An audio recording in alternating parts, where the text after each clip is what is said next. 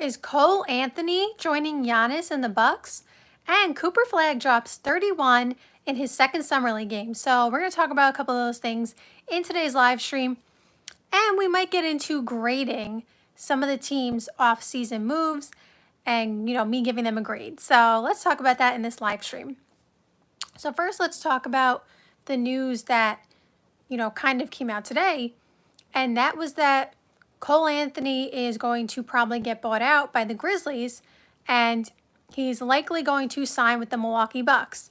Now, if you were on the live stream yesterday, I was literally talking about will Russell Westbrook go to the Milwaukee Bucks?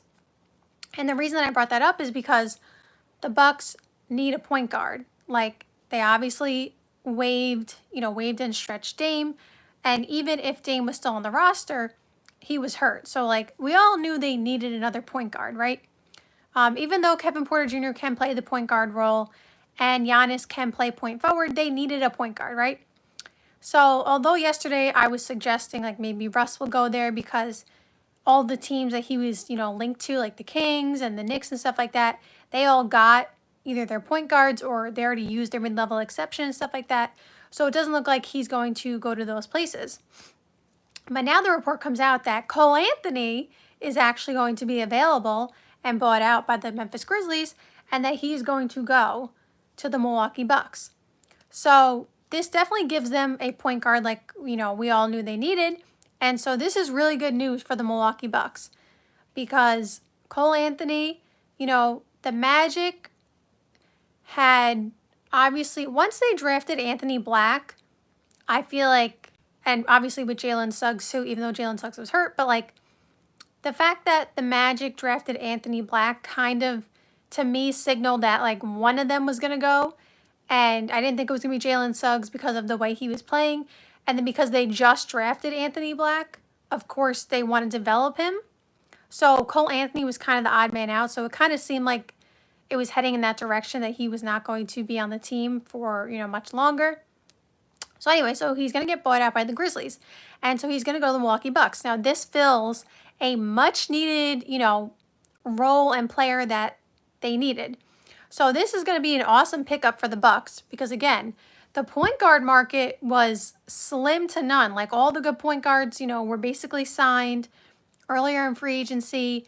And even the ones that may have been available, maybe someone like a Dennis Schroeder who went to the Kings, he got a pretty nice-sized contract from the Kings, and I don't know if the Bucks could have matched that. So it was looking really, slim for the Milwaukee Bucks. So they're going to get someone in Cole Anthony where whatever you feel about Cole Anthony, they weren't even going to have Dame next year. So already that's an upgrade just because they weren't going to have Dame as a player because he's hurt. And then Cole Anthony, there's a reason that, he was drafted to the NBA and he was on the Orlando Magic, for a decent amount of time. I honestly just feel like, again, one of the reasons he got traded, or one of the reasons that he's no longer on the Orlando Magic is because they just picked Jalen Suggs and Anthony Black over him. And that doesn't mean Cole Anthony is not talented. And I think he's definitely going to be a good addition to the Milwaukee Bucks. So this is a great pickup for them. And again, it's ironic because I was talking about this yesterday. Bradley Beal, they said they're going to wait a little bit longer for the buyout because apparently there's some kind of $13 million kicker that comes in soon. Whatever, I guess it's more money for Bradley Beal. So whenever that happens and, eventually I think they're going to buy out Bradley Beal. I was saying yesterday, what if Bradley Beal chooses the Milwaukee Bucks too? So now you got, instead of Russ, Cole Anthony, but you got Bradley Beal. So now you still got that lineup where it's okay, you know what? If you're Giannis, again, I'm not saying I'm picking them to come out of the East or anything, but at least you look at that roster if they, end up getting Bradley Beal, and you're like, okay, that starting lineup, that's, decent in the East where there's a lot of openings. And then, like I said, they re-signed everybody. So, the roster looks, could potentially look much better than it did 3 weeks ago. And so that could be enticing to Giannis, who clearly doesn't want to leave. So we'll see. Cole Anthony, again, likely is going to go there. But the Bradley Beal situation, though, I said this in the live stream yesterday. It was that, so when the Clippers traded Norman Powell to me, that signaled that they felt confident that Bradley Beal would go to the Clippers, which is why I've been saying, like, I think Bradley Beal might go to the Clippers. Not because there are any reports that says he's definitely going, because he's been linked to the Warriors, to the Lakers, to the Clippers, of course, to the Milwaukee Bucks too. Maybe the Miami Heat also. There's a few teams like trying to target Bradley Beal. But in my mind, like, I try to think 2 steps ahead when, teams make these trades, because when teams are making these trades, like, most of the time it's because they have some kind of plan in place. Like, teams don't just make trades out of nowhere.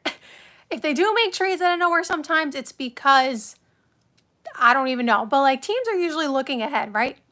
So to me, when they traded Norman Powell, I'm like, okay, so they must have gotten some kind of inkling, some kind of knowledge that Bradley Beal wants to be a Clipper. And again, I'm not saying it's a done deal or anything like that, but like, that's just what it signaled to me, because I'm like, why else would they do that deal? Because Norman Powell, I think should have been an all-star last year. And I understand that, a lot of people were kind of talking down on John Collins. Like, John Collins is still a really good player. And a lot of people are upgrading their front court to compete with OKC's front court. So that also, to me, I felt like was a reason. They were like, okay, we'll go more front court heavy, so to speak, more versatile in our front court, and we can always pick up a guard somewhere else. But I felt like it was a twofold thing, like that, and also like, okay, they might think they get Bradley Beal.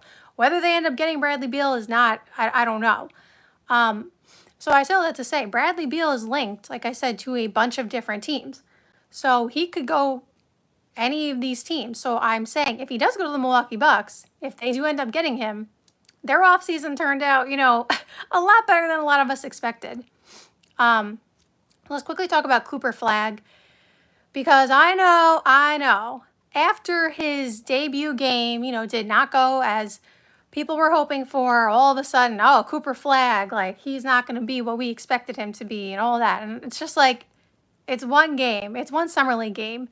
Wemby, if I remember correctly, his first summer league game, I think he like went 2 for 9 or something. Like, he didn't have the best game either. So I would, if you watch this page, I would never, after one summer league game, be like, this player is not going to be it. But it's just the fact that it happens every single time. He has his debut, and if he doesn't show out like people expected him to, they're just writing him off. I don't know. Recency bias is crazy to me. So today, he drops 31. And of course, now people are like, oh, like, they're all cheering for him now, right? So Cooper Flagg's got the fans back on his side again. So with that being said, Cooper Flagg obviously had a pretty good game today, 31 points. And this is what people expected to see. Like, again, there's not much to say about Cooper Flagg yet because it's just summer league, but it's always good to see, the number 1 pick drop 30 and showcase, why he was drafted number 1.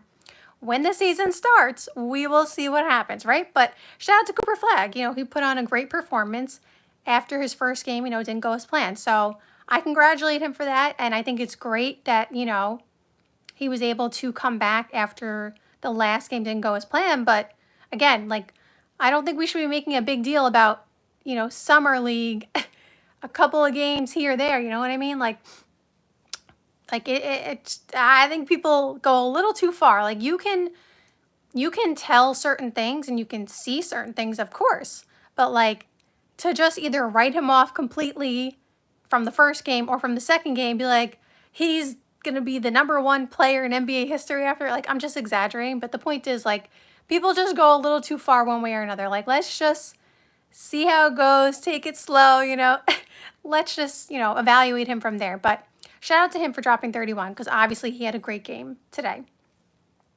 And then I just want to quickly grade some of the offseason moves of certain teams, because obviously the offseason is not over, but some teams have made quite a few moves, and there aren't going to be too many more moves necessarily made because, one, the CBA, which we talk about all the time in this channel, kind of prevents certain moves from happening. We see a bunch of restricted free agents like Jonathan Kuminga, like, I was about to say Kobe White, but not Kobe White, like Josh Giddey, um, Quentin Grimes, and Cam Thomas, those are 4 restricted free agents. Literally nothing is going on with them. And the reports are allegedly like nothing it has even been like really set in stone anytime soon. So like we could be waiting a while, or I don't know how long, but like we could be waiting a while for those deals, whatever it ends up being, to happen. So being a restricted free agent is a little tough right now. But in general, like I said, a lot of the moves I feel like have been made because I also do feel like people are, or teams are waiting on certain dominoes. Obviously, the KD thing already happened a while ago, but there are a few teams still waiting to see what's going to happen with LeBron. I know that a lot of people, well, I don't know. I feel like it's kind of like split, like 50-50, I guess, where 50-50, 50% of people think he's not going anywhere, and then 50% of people think, maybe he will. So I don't think every team is like waiting for a LeBron domino to fall, so to speak, but I do think some teams are, surveying that and looking and seeing what's happening, especially with the Lakers in general, just because they are obviously building around Luka. It's clear. And so whether or not LeBron ends up, leaving remains to be seen, but people are definitely, like, other teams are definitely watching. And then obviously we know the Giannis thing. I did talk about the Bucks earlier in this video. Right now it seems like Giannis is staying put. They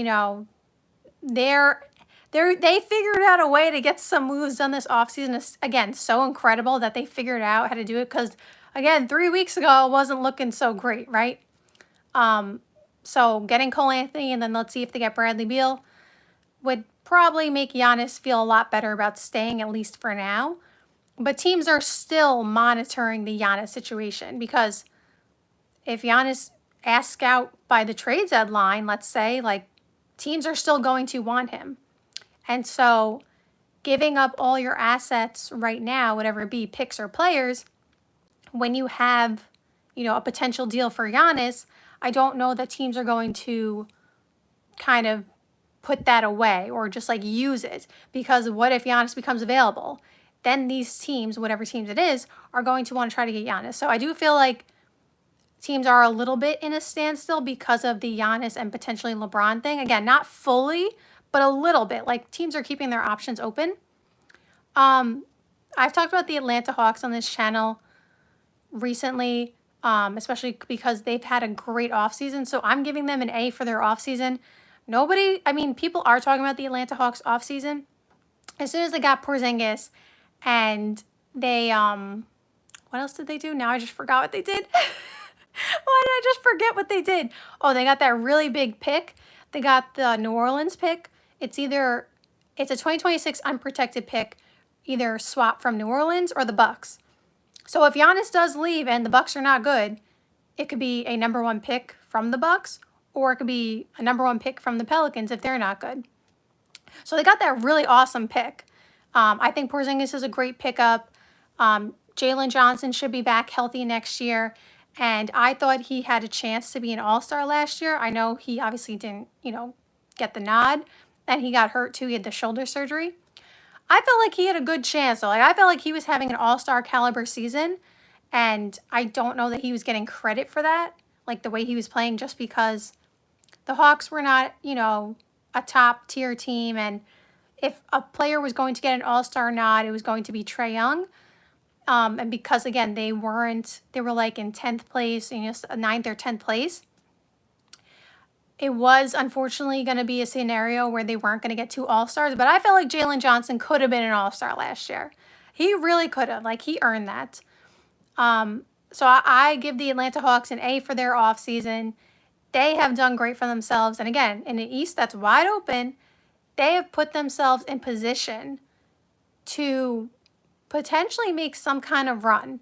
Where that run ends up, I don't know. But we saw Trae Young in 2021. I know it was a while ago, and it was a different team. But, like, in 2021, nobody thought the Hawks were going to the Eastern Conference Finals, and they did. And one thing about Trae Young is, like, he likes the big lights. Like, he likes that kind of stuff, right? So, like, you give Trae Young an opportunity to play in an Eastern Conference Finals, let's say, and you got Porzingis who's been there, done that. He's a champion. Like, that's definitely a good addition. Obviously, he has to be healthy, but like, hey, I like what they're building over there in Atlanta. And again, wide open East. This is the year to kind of go all in if you are an Eastern Conference team. Again, I love what the Orlando Magic did. I've talked about it a bunch of times. I love the pickup of Desmond Bane. Like, the Toronto Raptors are interesting to me. I want to quickly talk about them. They didn't make any offseason moves that you're going to, be like, oh, they traded for LeBron, right? Like, they didn't do that. They re-signed Jakob Poeltl. They love Jakob Poeltl. If you know anything about the Raptors, they love Jakob Poeltl, and he's a very good center. But they love him, and that's why they re-signed him to that 4-year, $104 million contract, I believe it was. So the Raptors are really interesting to me. I think the consensus around the Raptors is that they're not going to be very good next year. I think that's a lot of people's consensus. I'm not so sure about that. Scotty Barnes could be an all-star player. Like, he definitely can be an all-star next year. Like, he has that in him. So what if we get a healthy Scotty Barnes?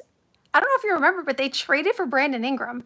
Brandon Ingram is on that roster, and they extended him, I believe. I think he got a 3-year extension. So Brandon Ingram, all-star Brandon Ingram, right? Still in his prime. He just didn't play last year because he wasn't healthy. So you get a combo of Scotty Barnes, you get Brandon Ingram, you get R.J. Barrett, who is playing some of his best basketball with the Raptors. They are a little forward heavy if you kind of think about it. Like, R.J. can definitely, play the 2 and stuff like that. But like, Scotty and Brandon and RJ are all kind of like a 3. They kind of all are, but basketball is becoming a little bit, less positional. So like, they'll figure it out and they'll make it work, and it's fine. And Scotty can play the point too. So that'll be fine. I'm just saying, like, they are a little bit redundant in that sense. But that 3-man combo plus Jakob Poeltl playing, really, really well for them. And they still have Emmanuel Quickly, who almost won 6th Man of the Year with the Knicks. And again, this is a wide open East we're talking about. Do I think that the Raptors are going to the NBA Finals? I am not saying that. But I am saying I don't dislike the Raptors roster. I like their roster. I think with another year of experience and building chemistry and stuff like that, and hopefully everybody's healthy next year, why can't this team maybe be the 8th seed? Why not? There's no Boston Celtics. There's no Indiana Pacers. So that's 2 slots right there automatically. Okay, let me be clear. The Celtics and the Pacers could still make it. But if we are eliminating them just because Jason Tatum and Halliburton are not there, that is 2 wide open slots. And do we not think the Raptors can get one of those slots? Like, I feel like they could. Maybe they'll be the 9th seed and be in the play-in tournament, maybe. But I just wouldn't sleep on the Raptors potentially being the 8th seed. Again, I'm not saying they're going to the Eastern Conference Finals. I'm not saying they even make it out of the first round. But I wouldn't sleep on them making the playoffs, honestly. Somebody said, I love your streams. Oh, thank you so much. I appreciate that. I'm glad you love the streams. So that's my opinion on the Raptors. I'm just saying, like, I think they could be interesting this year. Because if you remember, the second half of the season, too, by the way, they were playing, if I remember correctly, like, really good defense. And I think they were winning a bunch of games. But at that point, it was, like, a little too late, right? So don't sleep on the Raptors. So thank you guys so much for watching this live stream. I hope you enjoyed. And see you soon.